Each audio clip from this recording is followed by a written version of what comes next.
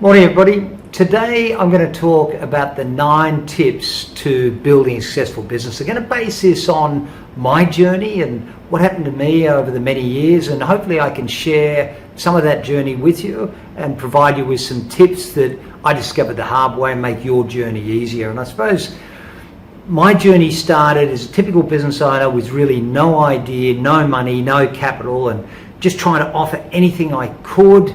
I thought I had a good idea. The market disagreed with me, and the market is the best source of truth out there. As I started to offer stuff, gradually over the next year to 2 years of that startup phase, a couple of things started to work, a couple of things didn't.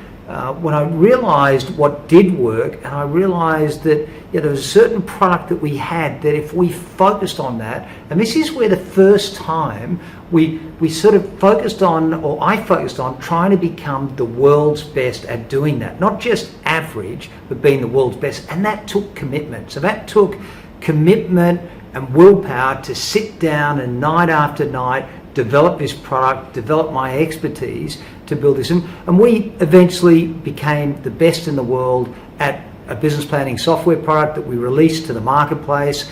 We then I learned the art of how to sell, how to get leads coming in, looking at the funnel. We ended up marketing, so spending $100,000 a month to drive this product up. We shipped over 40,000 units of software, and then I sold the business to a multinational.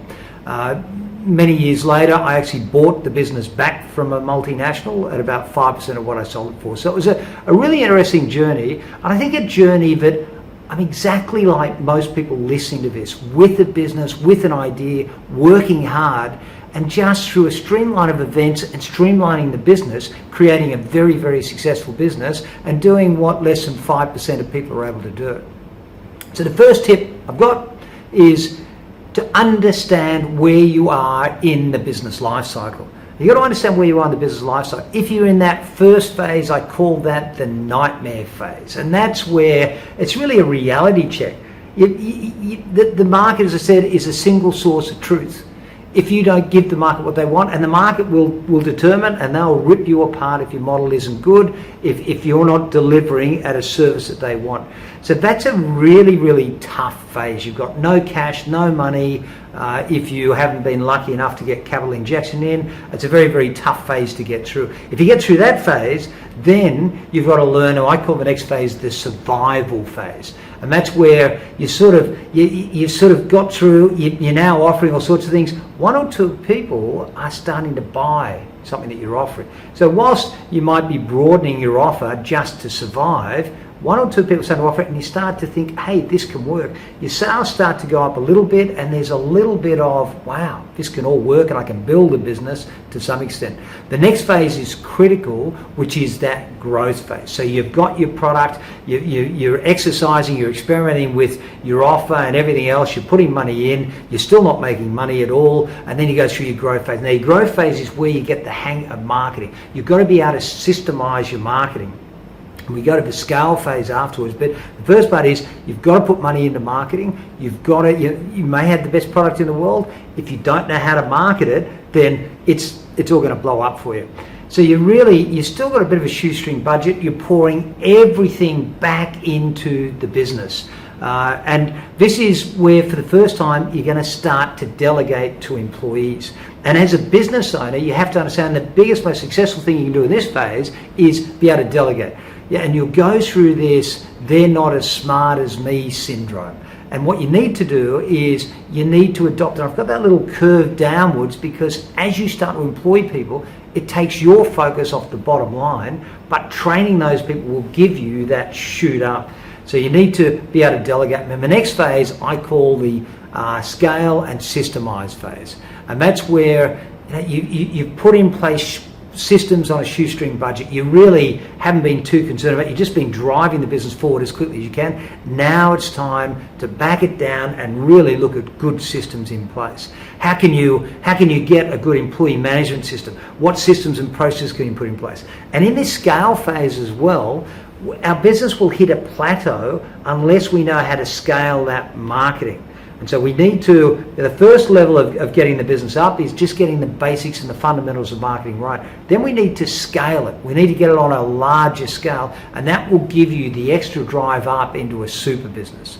And then of course, you've got and over 50% of business owners are now over the age of 50. So a lot of you may not have thought about whether or not you're going to sell the business, about retirement and all the rest. This selling your business is a completely different mentality. I got the best in the world to teach me how to sell the business, and we went through a journey of preparing the business for sale, which I think maximized the value of the business, definitely, and thinking of value instead of profit improvement. It's a completely different way of saying. We also got to look at how we, what is it about the business that's valuable that somebody else will want to buy. And then of course we've got the retirement phase, and in my retirement phase, and what happens to a lot of business owners is your identity is sometimes tied up with the business, and you haven't prepared for that retirement phase. So what you've got to do is, so my first tip is understand where you are in this life cycle. In the growth phase, don't try and suck money out of the business. Keep it all in, just keep investing in the business.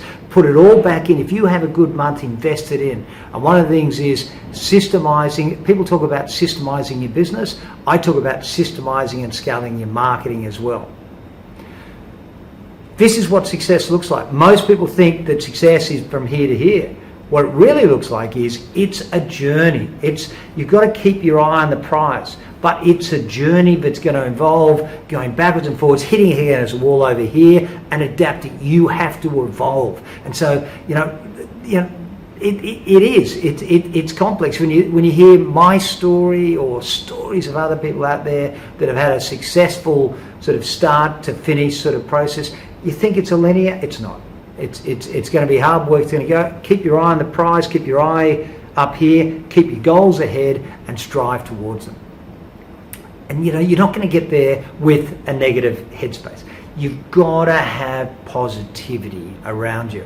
I can't control my family. I can't control my friends, but I can control my staff. And anybody who's ever worked for me will see, if they go back to their contracts, whether it was 20 years ago or 6 weeks ago, the contract has a positivity clause that says that your engagement with our company is on the basis that you are a positive person and that you will act in a positive nature.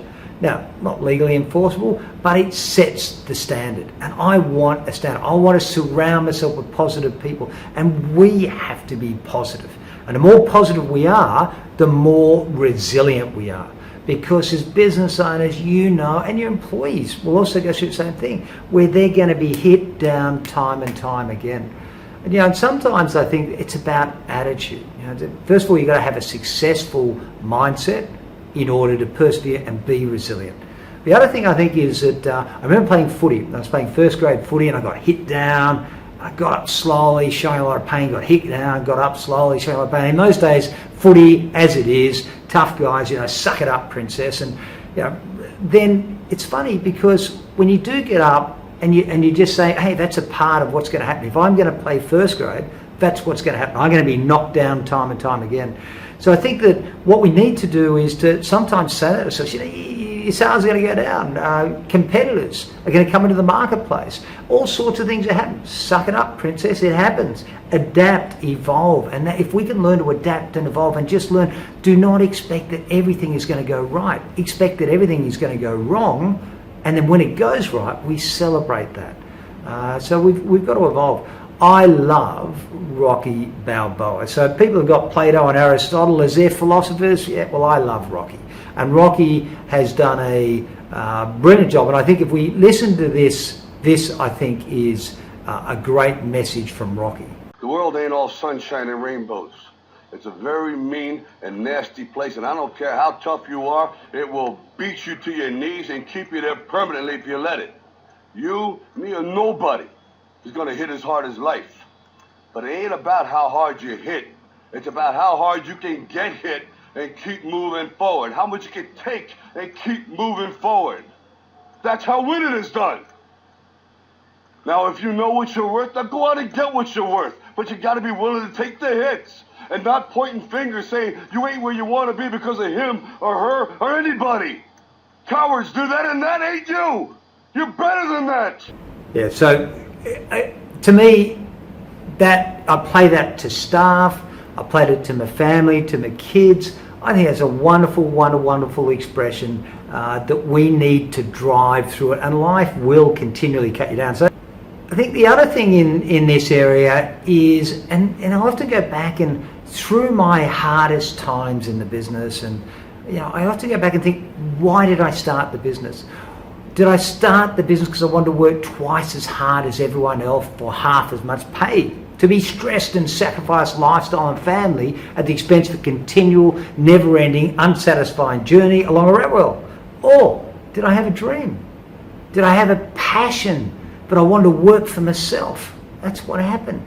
Remind yourself why you're there, and when you're in the process, I don't know where you are in terms of the phases of your life cycle, but remind yourself of why you started, and I think that's important. It starts with attitude and passion. If you've lost the passion for your business, if your employees have lost the passion for working there, then ask your employees to leave. You should get out. Revive your passion. If you've lost it, get out, but revive it. If you can revive it, because you can't. We work too long. Life's too short to not have a passion in what you do. And I think, and my cousin said this to me when I first started the business many years ago. He said, "Are you the best?" And I sort of said yes, as you would if anybody asked you that question, but I didn't believe it. And it wasn't until probably a year later that I kept thinking about that. Am I the best? And that's why that hit me in that second year of running the business, where I thought, I want to be the best. Now, you can't be the best in everything. And if you're competing against big competitors out there, you cannot be the best, and you cannot undo what they've done over 20 years. But you can be the best in a small niche. I like to narrow it down. Get a small niche and be the best. Be passionate about being the best. You're not going to be the best without hard work. You need to continually, think about it, to think about the business, to think about how you can improve, to come up with development. We run through, there's a whole lot of ways to innovate all the time, and one of them is to ask your employees, another one is to look at your competitors, what they're doing, another one is to look at the market and ask your customers. So there's a whole lot of ways that we can find out what customers think of our product. Be the best.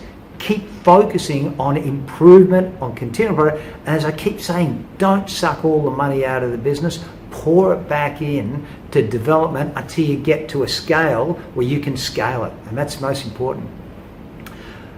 You've heard it before, work on the business, not in the business. How do you do that? Well, I started doing this back when I first started running the business. Best thing I ever did, and I was absolutely religious about it. And that is to work on, I take Wednesdays off and I work on the business on Wednesdays. Now that means that I get my contracts, my proposals, my strategies, I do my tax.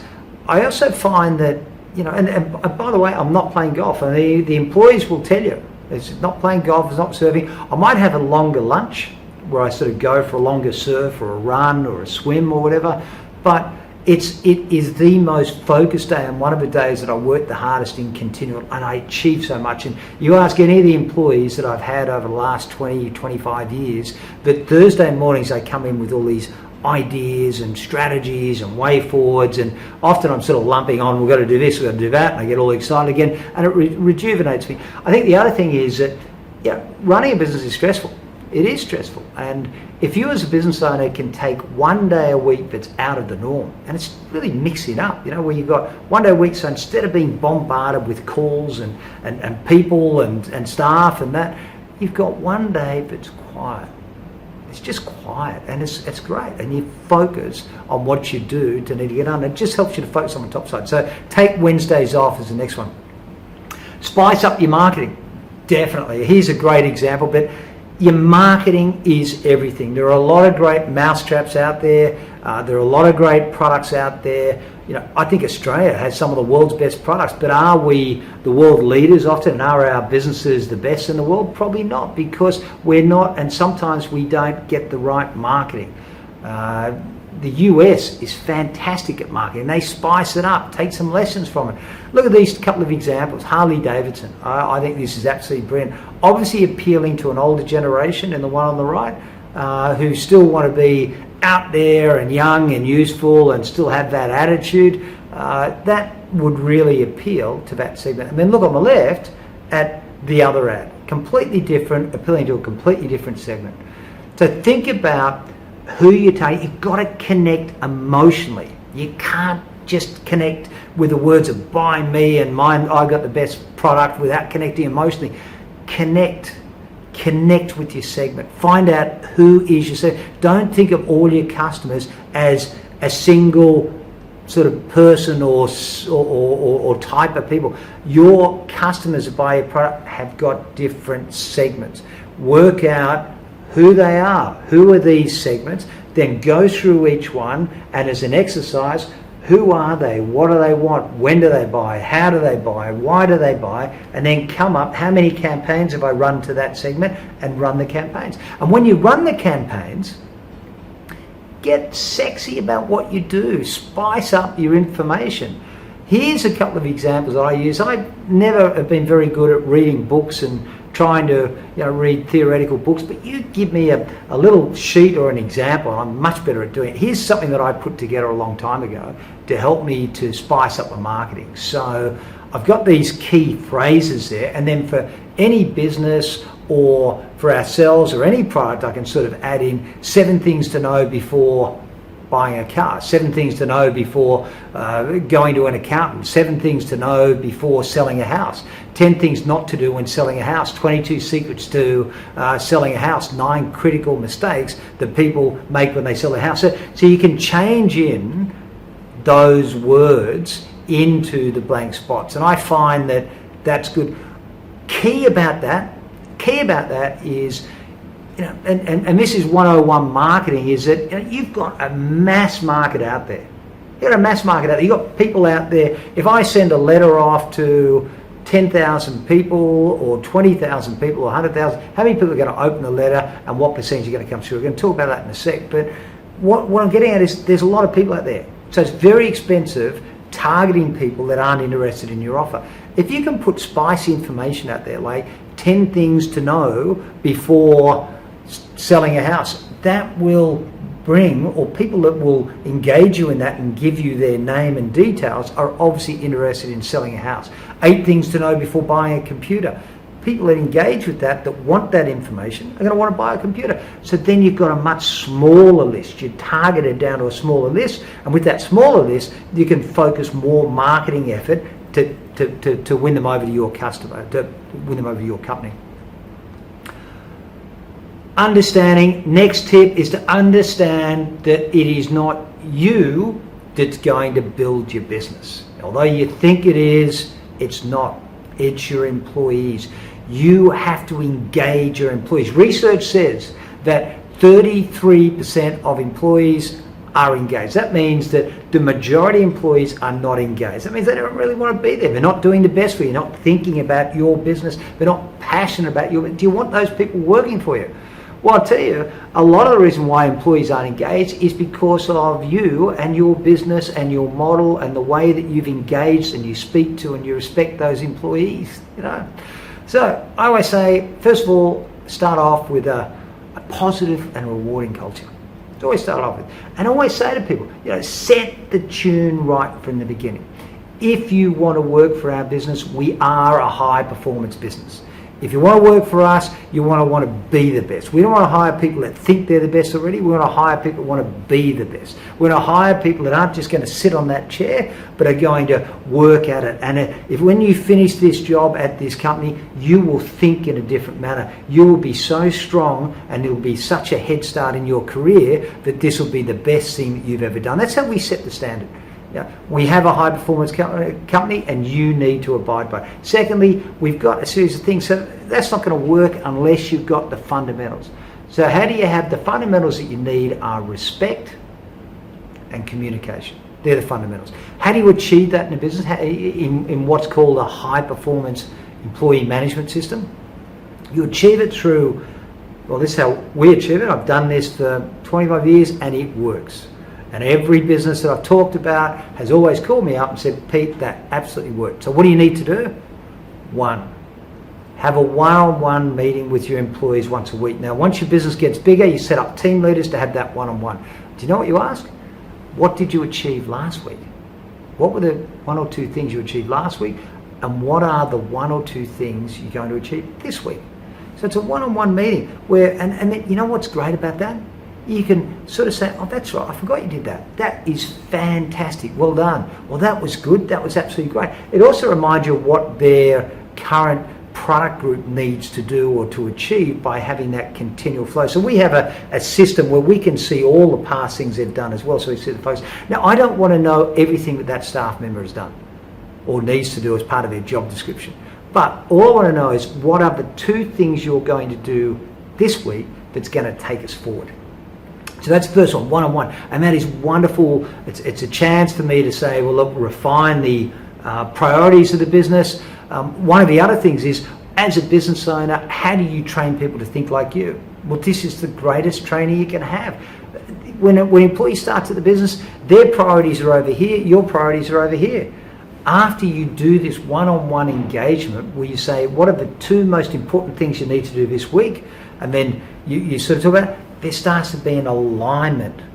It starts to be an alignment of priorities. They're starting to think more like you, and that's beautiful because your goal is to get out of it. Your goal is to have them to run the business.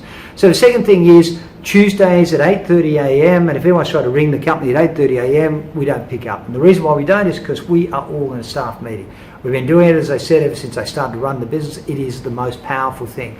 And at that meeting, we get a chance to remind everyone we've got a campaign that's launching. We've got this product that we're developing.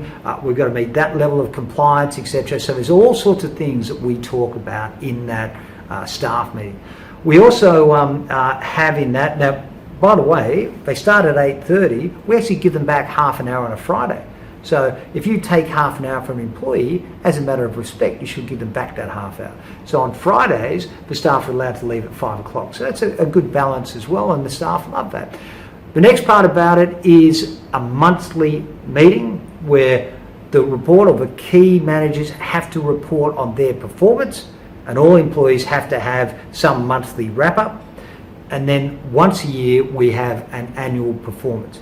Now, if you've only got an annual performance once a year, it takes from here to communicate your objectives and to find out what went wrong. If you've got weekly conversation, you're making sure that everybody's on the right track on smaller increments.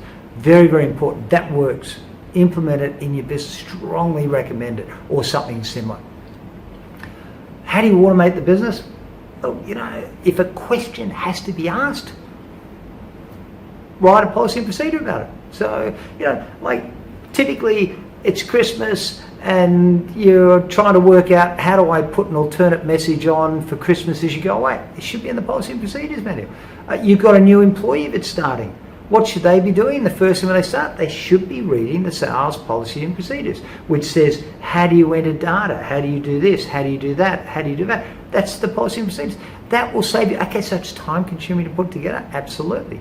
But all good businesses have it. And, so if you're thinking of selling your business, would you buy a fridge or a go-kart or whatever without a set of instructions? You wouldn't. So no one would buy your business if it didn't have a set of instructions. So two reasons for it. One is it's going to improve your productivity overnight if you've got that policy and procedure. It's going to save time. It's going to stop annoying questions. It's going to get a foundation of a best practice in the organisation, and it's going to lift your value as a business for when you do sell it. Absolutely wonderful. Don't procrastinate. Make decisions. Too much, I think sometimes we do. We put off. So first of all, when those emails come in, and I get 150, 180 emails, reply straight away.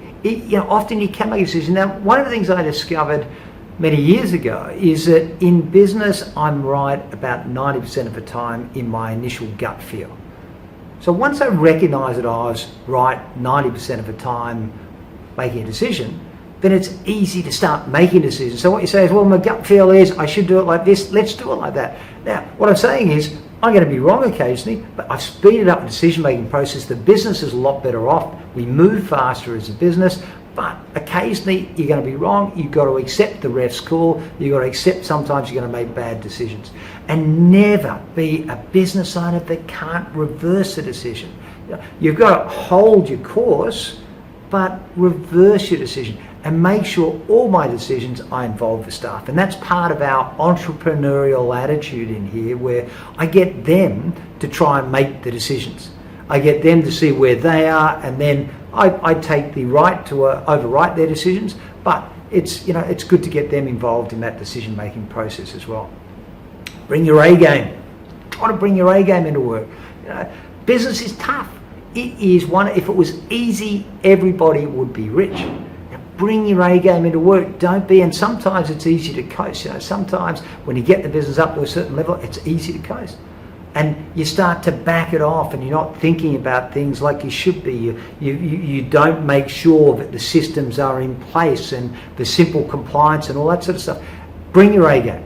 It's a tough environment out there, and it's amazing how quickly, if you take your eye off the ball, that somebody like a competitor, somebody like employees, that start to get a bit disgruntled, or it starts to set the standard in the business. So as the business owner, bring your A game and build that high performance culture.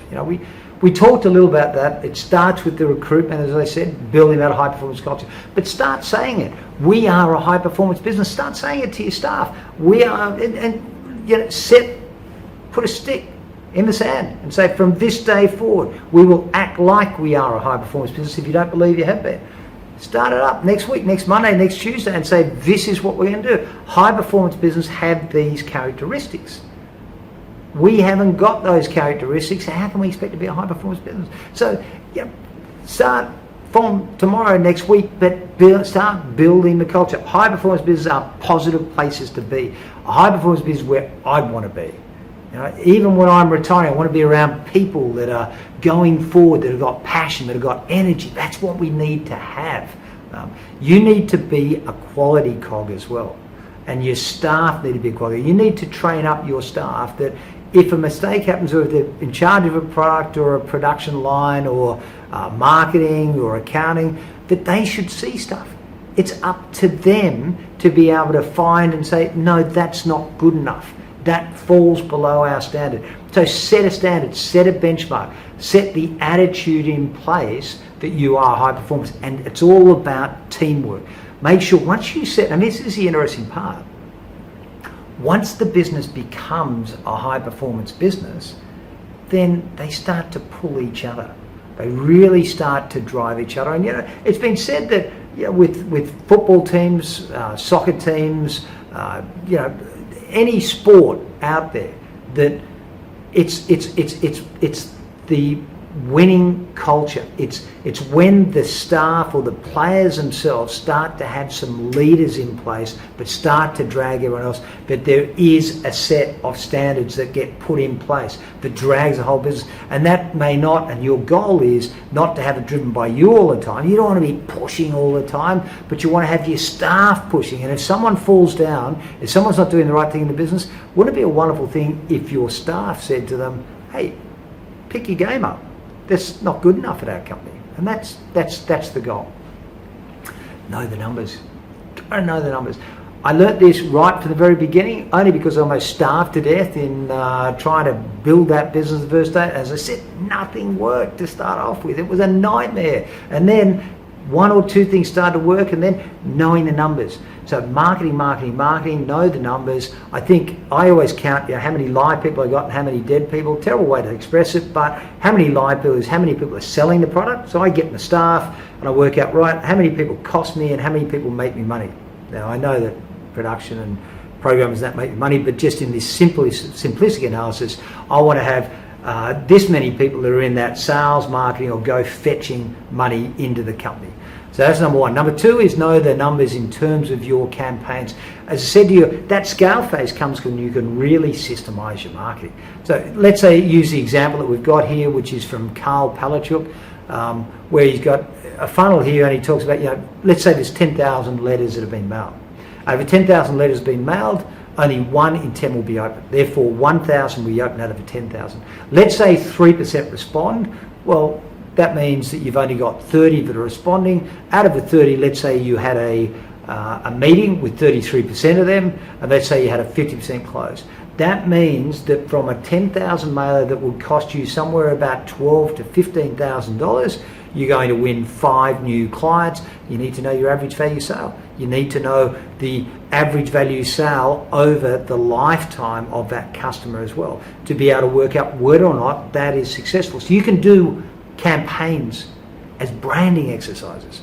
But if you're driving revenue in the business, and this is purely a revenue driving exercise, if your average value sale is $500, you cannot do direct marketing.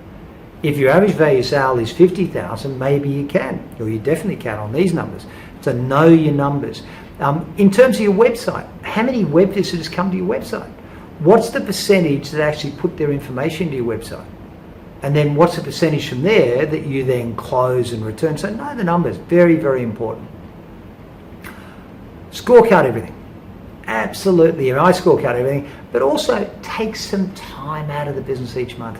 So get together with, if you're the business owner, you could take a key staff with you. You could take your partner in life with you. You could have someone external to the business to help you, but take the time and set this discipline where once a month you will report on your business. What were your major successes last month? What were your major obstacles? How did you perform in each of the most important KPIs? Now, your KPIs, key performance indicators, need to not just be sales and profit.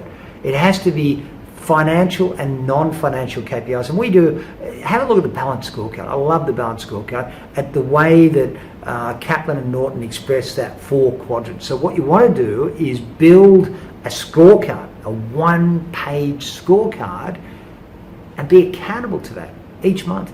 And that will, if you can do that, if you set the right KPIs in this and you start monitoring, just because you're monitoring, I guarantee you your performance will lift. Absolutely guarantee you, if you're not doing that already.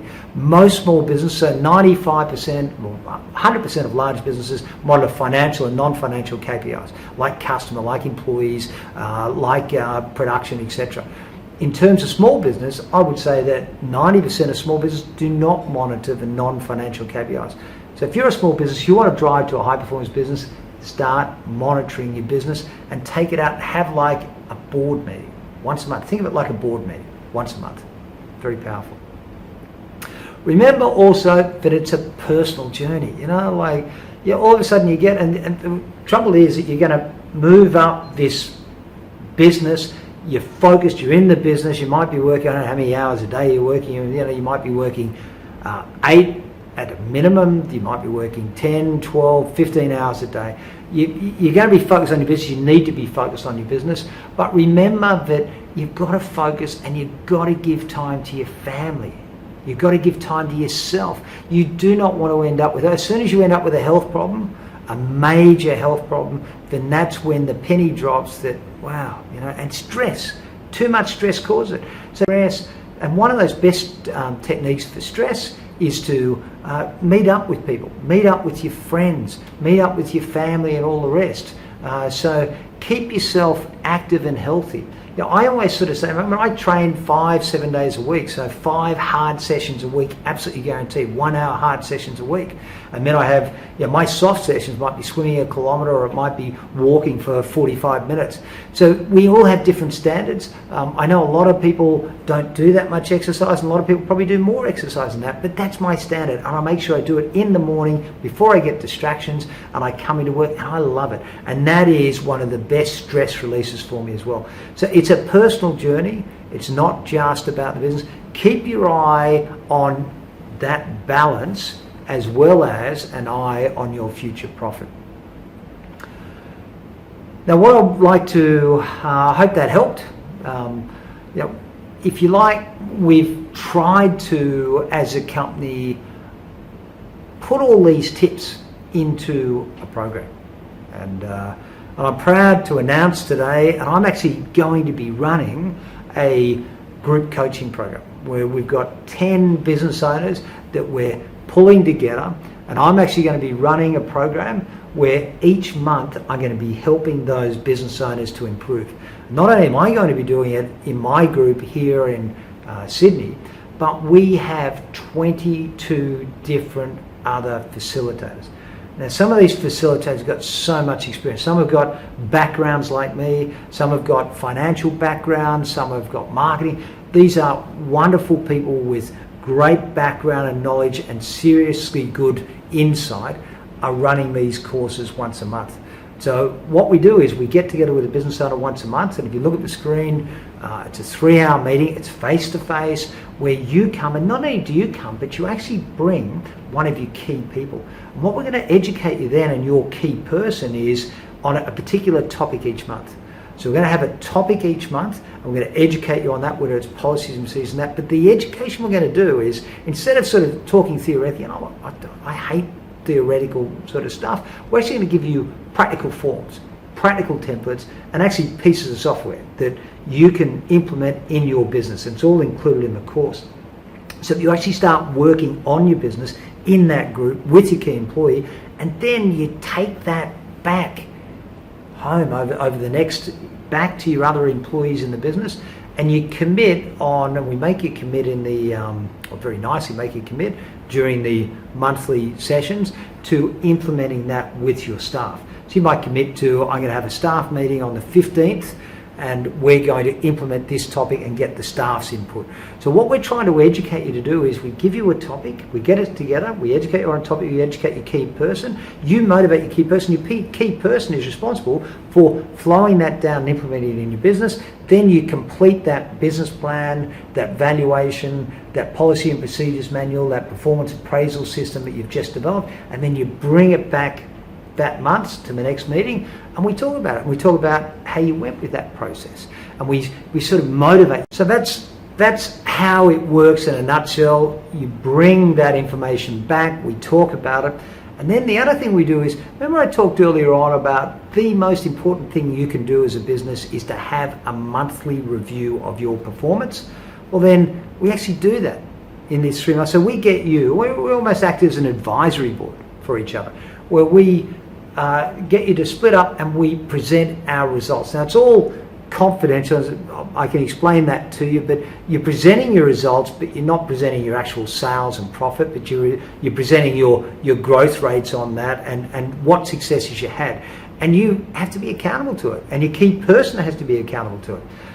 We then have, and we talk about, we've got 10 business owners, and you've got someone like myself or one of our fantastic facilitators that have got so much business advice and knowledge and insights.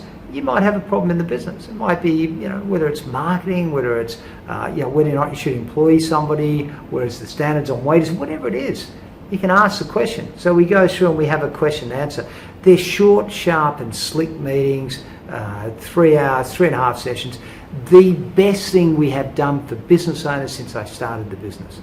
And I would love to have you involved. So as I said, we've got our first intake. I'm personally running 10 business owners through this, which I'm excited about. And we'll be running this again. I'll be running other courses during the year. So please, if this sounds like something you want to take in, I guarantee you, if you come to these sessions, your business will grow exponentially. It has to, with what we're going to provide you. And last thing on this group coaching is that the fee includes access to all our software. And if you've already got our software, then we'll discount it off the fee. The fee includes this wonderful training program. Fee includes access to all these videos that you can actually take back to your staff and implement with your staff. So you can actually implement everything we've got with all your staff, and we give you software as well. So all this software that all your employees can access as part of it as well. So a performance review system we're going to provide you, a document management system we're going to provide you, a sample set of policies and procedures and a system to maintain it, a business planning, financial budgets. It's all included in this one low cost fee for the program. So have a look at that, please. Love to get you involved. And as I said, we've got them running in the UK, we've got them running in the US, we've got them running in Malaysia. Thank you very much for your time, and all the best.